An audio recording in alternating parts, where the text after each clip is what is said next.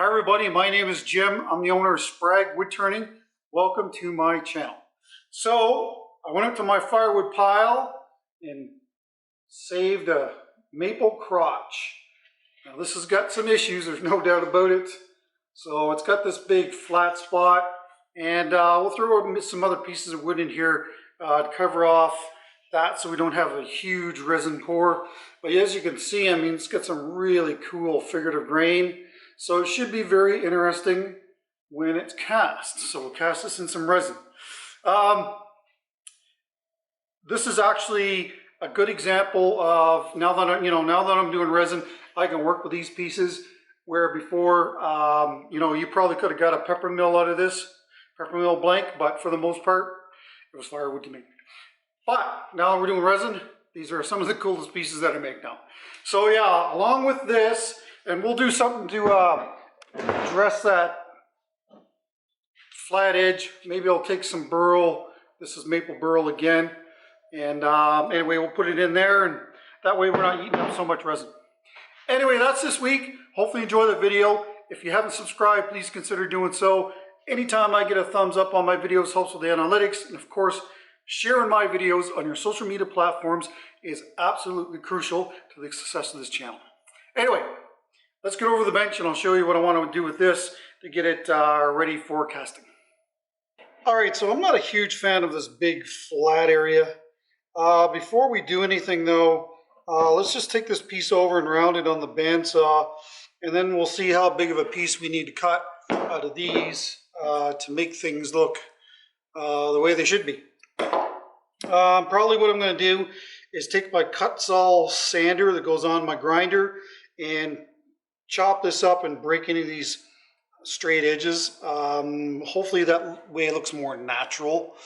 But anyway, I'll get my little rounding template and we'll stick it on here and try and find out where we want to go with our center.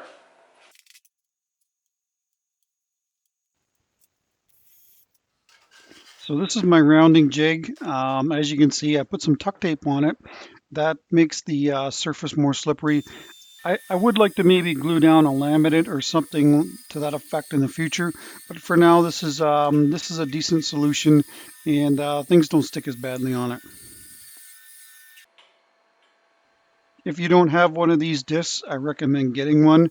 I used to eat up a ton of sanding discs that go on your grinder, and ever since I bought this disc, I haven't bought another one, and I've owned it now probably 2 years.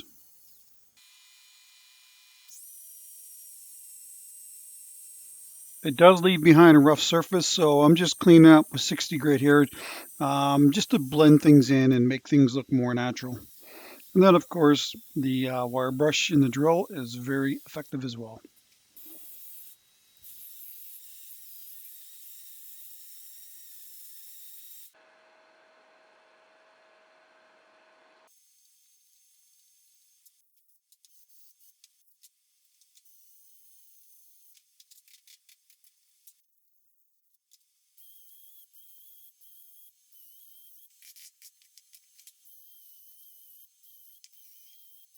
Okay, so I'm going to use some mold release this time. All I'm going to do is spray it on the very bottom because I need to hot melt glue these to the sides so they don't move.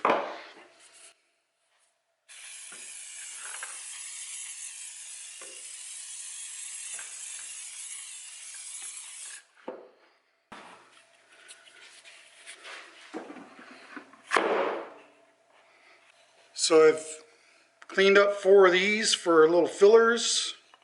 Let's get those in.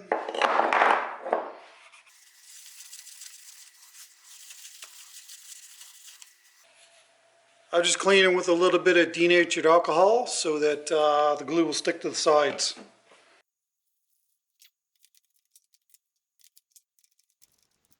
As you know, if you've been here with me, I don't use very much mold release. Please take note of how much mold release I did use, because that will be pertinent later on. I won't spoil it for you. I'm not going to bother with this one. This is going to be our bottom anyway, so as long as the level just comes up to about here, it's probably fine. So that's going to get turned away. If this was the other way, then we're probably going to lose a lot of this figure that's in here. So, you know, I think this is probably the best way at the bottom. But you know, after it's cast, we'll have a look at it and go from there. Let's mix up some resin. Deep cast from Designer Epoxy. If you're looking for a way to recycle a lot of your cups, this could be the answer. This is of course a Tim Hortons cup, and it has lines on it for measurements. So, you know, you think about how many millions of these get thrown away every year. Well, you can use it for your resin.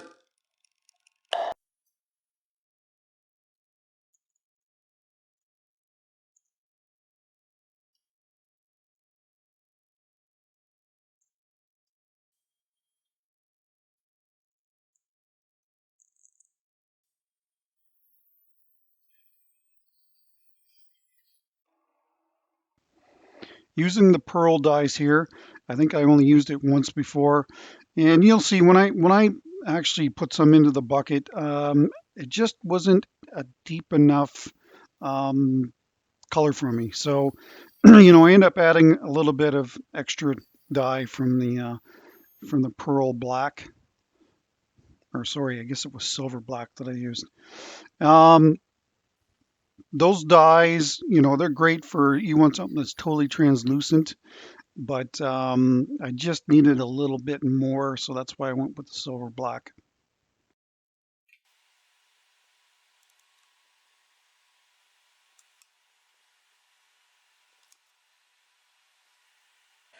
All right, that's it. We'll see you guys in 36 hours, maybe 2 days. There's a lot of resin in here to cure.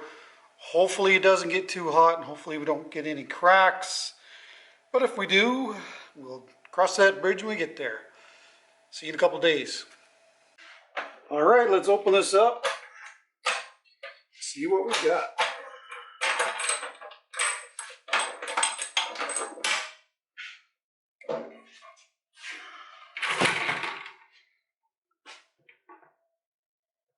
Nice. Kind of that smoky gray, black gray. It's exactly what I was going for. Should be able to see through it. Awesome. Pretty cool. Let's get it out. No leaks either. Yay! Alright, so we did spray mold release in here in the base of this, but not on the sides.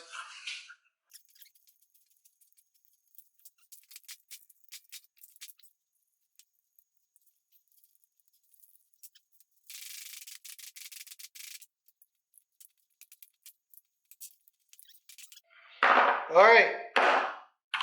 Should be no reason for this not to come out.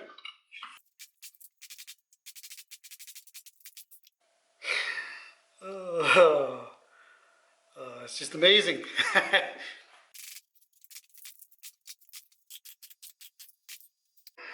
For those of you who say, well, why don't you use mold release, Jim? What's the point? Gee.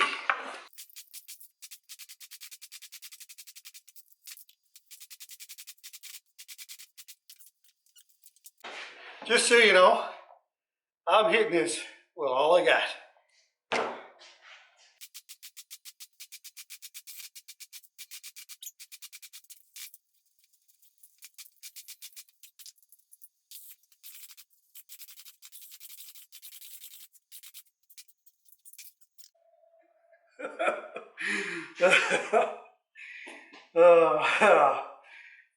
This is crazy. This is crazy, man. This is crazy. That's free. That's free.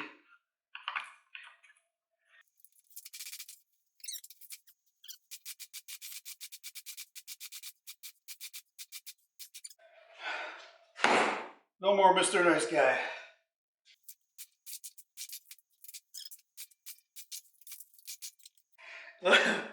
Man, it's unbelievable. Stuff flying all over the shop.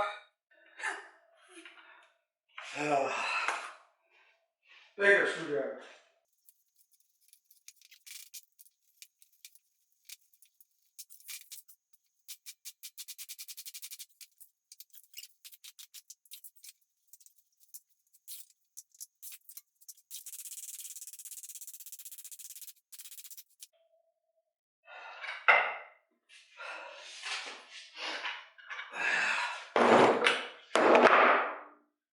Woo! Working up the sweat, people.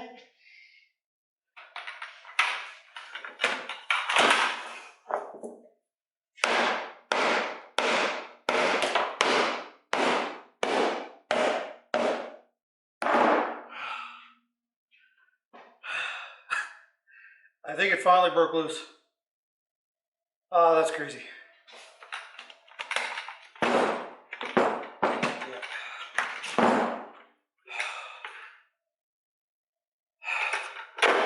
That's absolutely crazy. Yeah.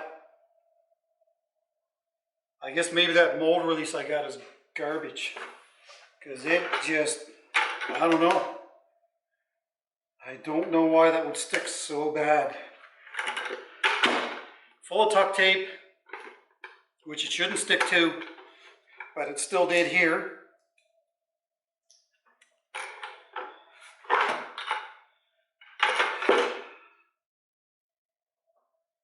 Yeah.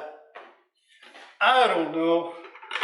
Maybe it's just this. But I will say this, that, you know, you see me wheeling on that, that's one strong bucket. Oh, let's get this on the lathe. At least I can make a bucket, right?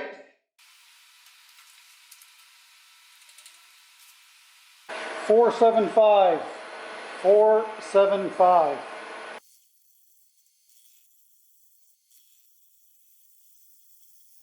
So if I could legally play the Benny Hill music during that whole bucket sequence, I totally would. I don't know what to tell you. I've used that mold release 3 times that I can think of, and every time that I've used it, the bucket actually, it seemed to stick worse in the bucket or in the pressure pot when I used it. So I don't know if it's that if it's that mold release. I don't know if it's meant for this type of resin. I don't know what the deal is, but anyway, I'm done with it because it seems to actually stick worse with it.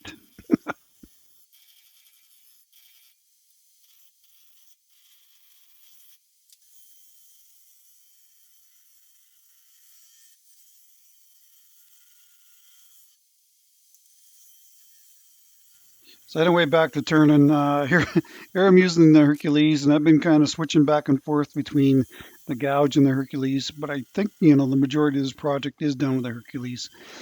Again, it's a fantastic tool for dealing with resin and wood combos. Glad that I got it.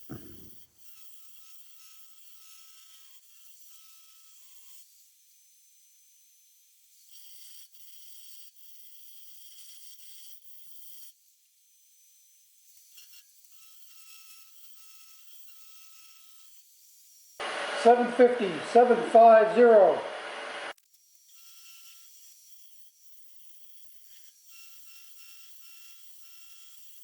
Sorry about that little spot on the left there. That's actually the light. I thought I was free and clear of it, but I guess I wasn't.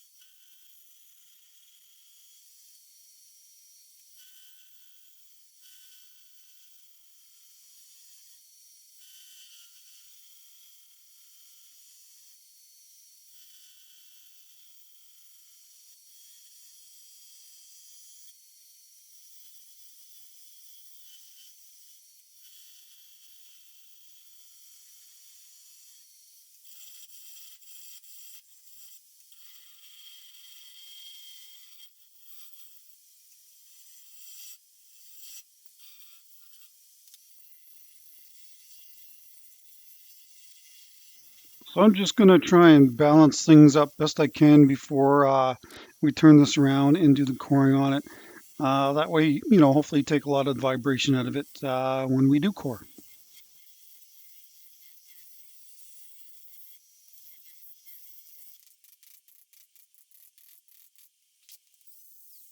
I plan on coring this, so I got some cracks here that I want to fill those in with the glue. This is Starbond thin.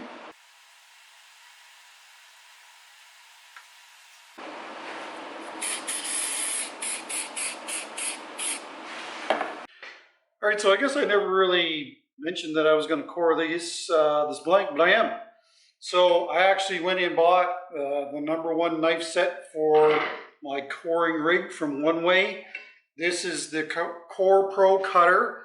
I haven't changed it over yet. It has, I think it's 50 cuts on it. I haven't actually used it since the last resin and Burl coring project that we did. So it's still looking pretty sharp. So anyway, we'll take out the first one.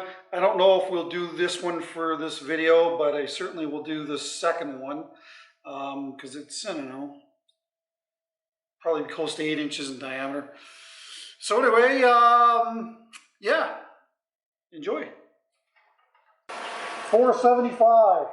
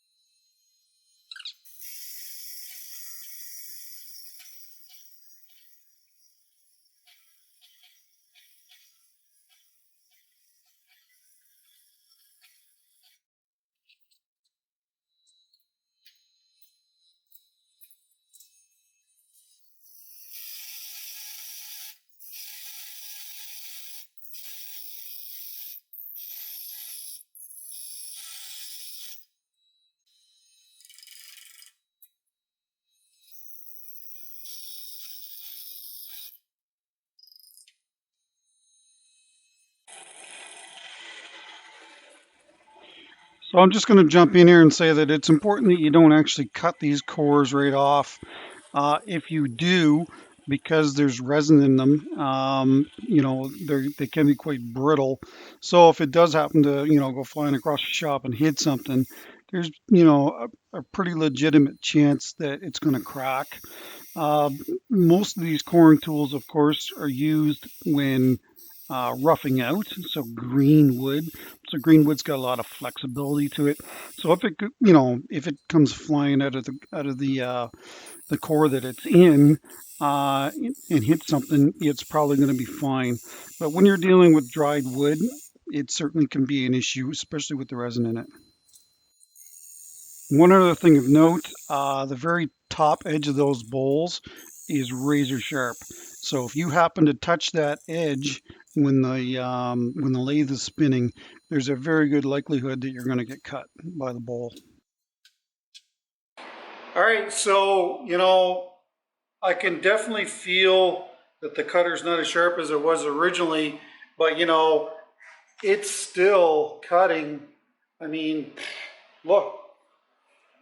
It's cutting that pretty darn clean.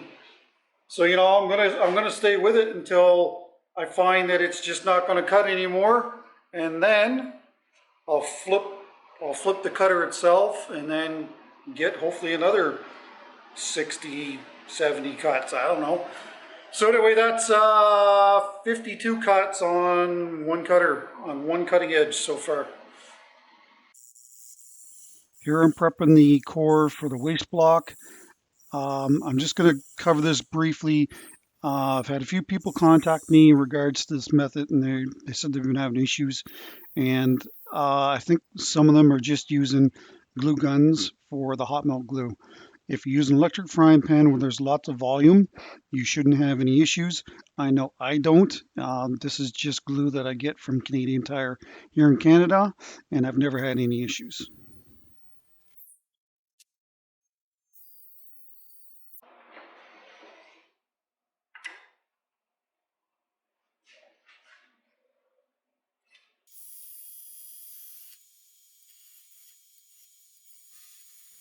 So here we are mounted outboard, and this is another question that I get asked a lot, like why is everything backwards?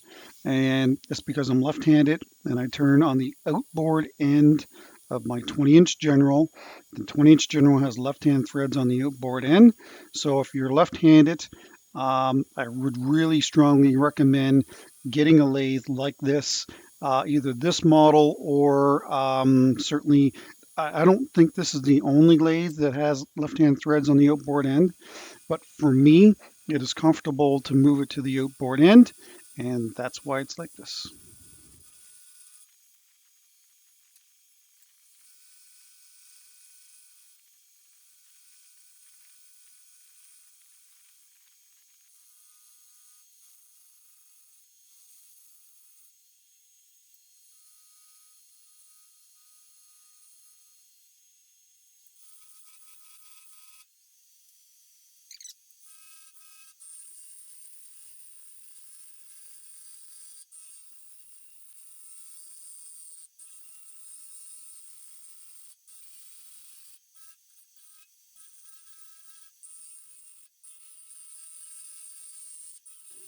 So there's the Hercules again, and I mean it is just chewing this stuff up. If you're using a normal gouge, you're probably going to have to, I don't know how many times you have to sharpen. It's going to be a ton. So 100%. I'm really glad that I got this tool. The only thing with this tool, and I mentioned it, I think maybe in another video, is that it gets really quite warm. So it's not a bad idea to keep a little jug of water handy and just dip the tool in it. It's actually quite surprising how warm it can get. But it just goes to show you that the amount of heat that's generated when cutting this stuff is probably a factor for taking the edge off of high-speed steel, where with carbide it's not going to do that, and that's why they last.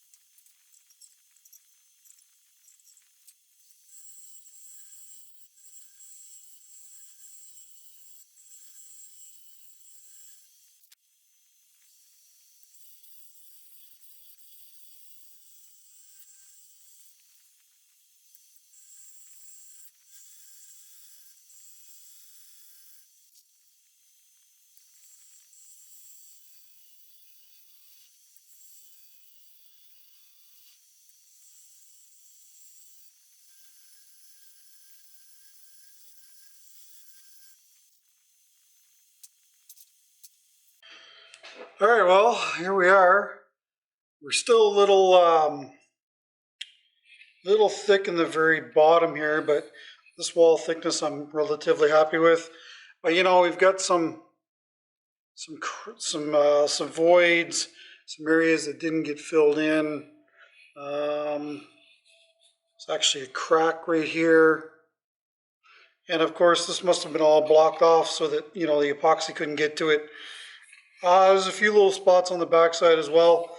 Now, this is the Starbond black, and I really debated on using this, but I think it's too strong a black, too solid colored.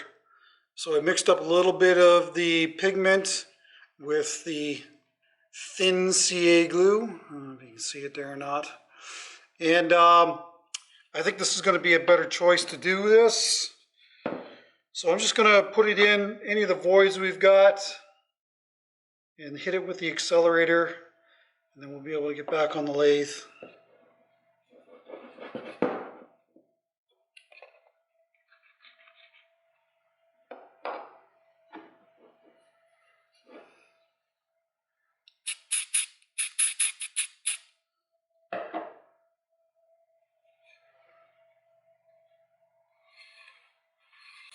This one here is a really large one, actually.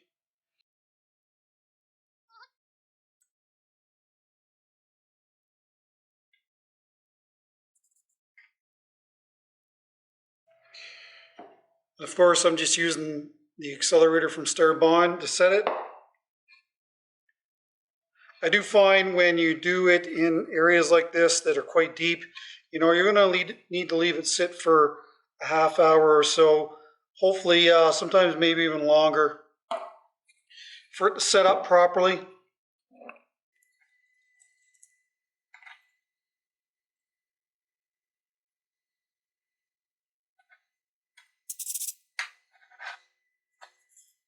There you get the idea. I'll go around, do the rest of the bowl, and then I'll see you back at the lathe. Just doing some final cleanup with the gouge here. It's freshly sharpened, and as you can see, it's probably more a scraping cut than anything. And I like to just do that just before we start to sand, and it leaves a pretty decent surface.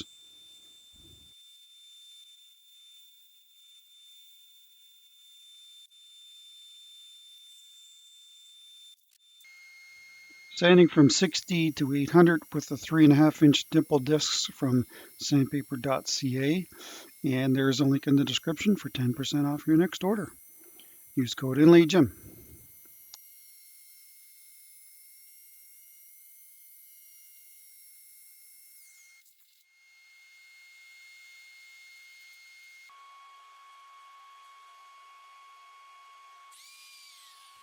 Nothing new here, just using the EEE buffing compound just to rub out any of those fine little scratches you got left after sanding to 800.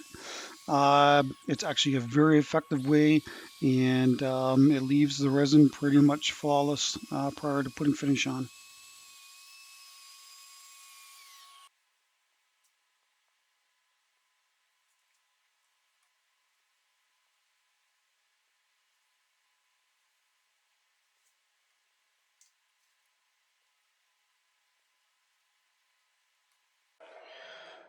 All right, it is the first coat of wood bowl finish by General Finishes.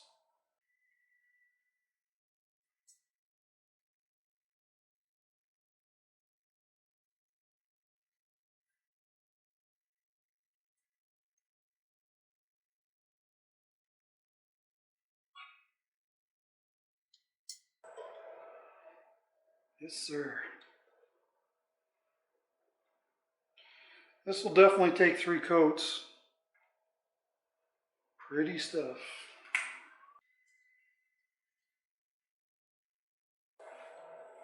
And I know everybody's in there like, he says that every time. Let's get this off and have a look at it.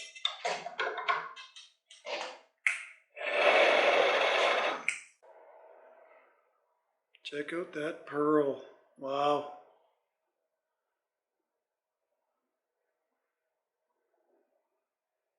Awesome, awesome.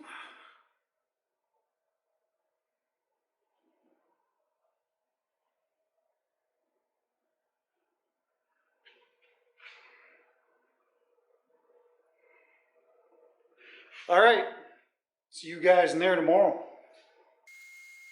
I never bothered showing the process, but I just buffed with Triple E between coats. And so anyway, we got 3 on, and now we're getting ready to do the bottom.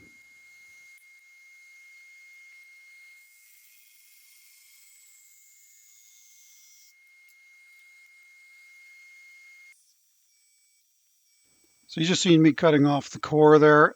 Again, I didn't show that. I mean, it's all very repetitive, but I did finish out the core, and I'll show that up here at the end.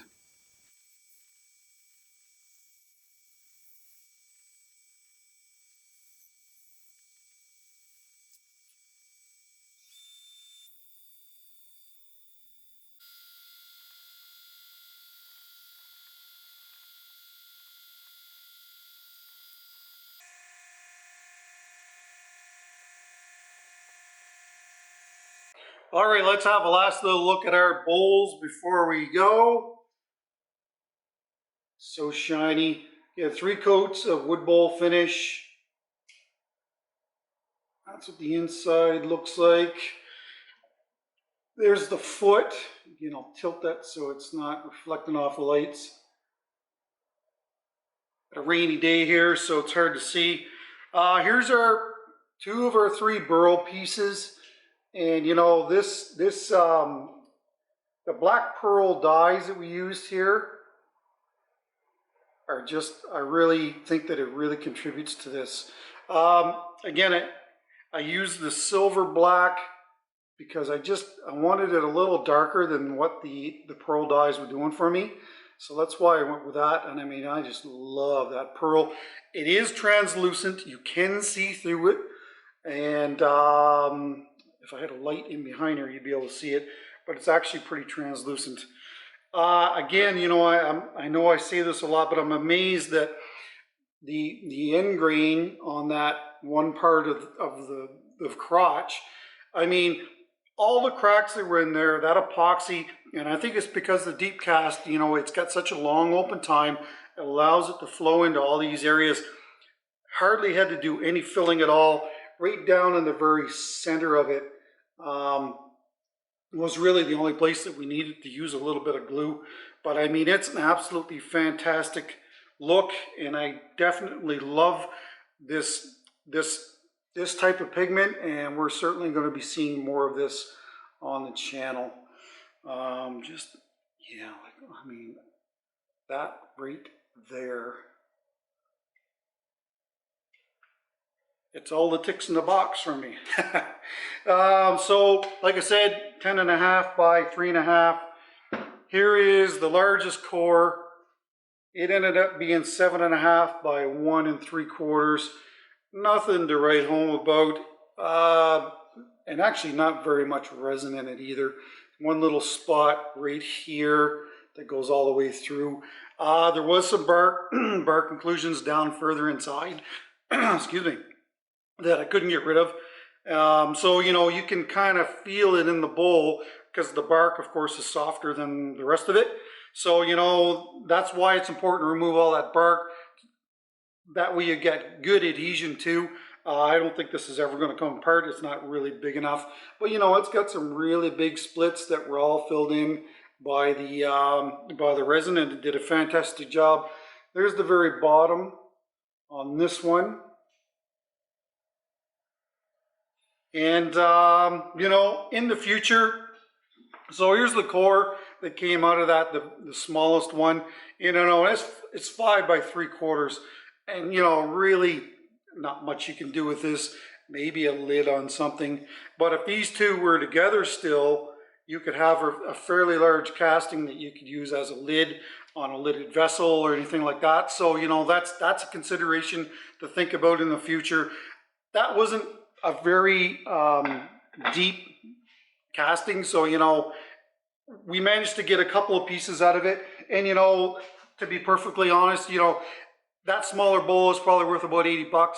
that covers all your material costs, and the rest of it is profit. So it's, you know, for me, it's a no-brainer to use a coring rig and to use the Korpro Cutter, which is absolutely fantastic. I can't believe that thing is still cutting those resin and hard burl. I mean, it's just whipping through it. So, you know, I have no idea how long it's going to last before I have to flip the cutter on it. But, you know, I'm totally happy that I have that now, because that will absolutely boost not only production, but, you know, it's going to put money back in my pocket as well. So get one. If you don't have one, get one. I don't know exactly what we're going to do next week, but anyway, make sure you come on back for that. Don't forget about our sponsors down below, to Designer Epoxy, sandpaper.ca, Starbond Adhesives, and of course Hunter Tool Systems. The Hercules, again, chewing that resin up, the resin and that hard crotch pieces and all that burl, you know, so hard to do with a gouge. And you know, it just devours it. So, you know, I'm really happy that I've got that Hercules.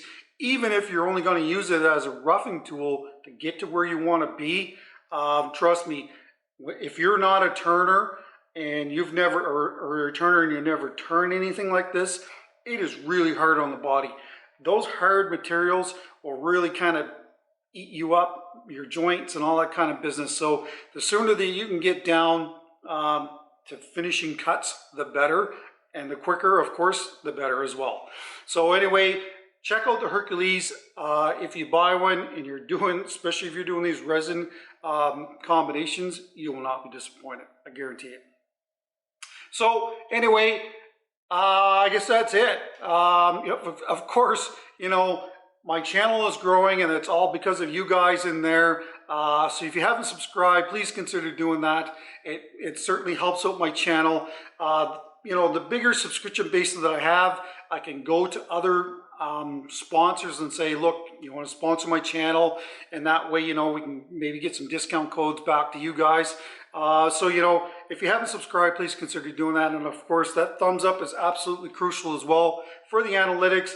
And maybe even the biggest thing is sharing my videos on your social media platforms. You know, you just go down to the bottom of the video, hit the share button, and, you know, it certainly helps out the channel as well. So, you know what? That's it. I'm done talking. Till the next one, take care, stay safe. Don't forget that bell, you know, when the video goes up. See you later.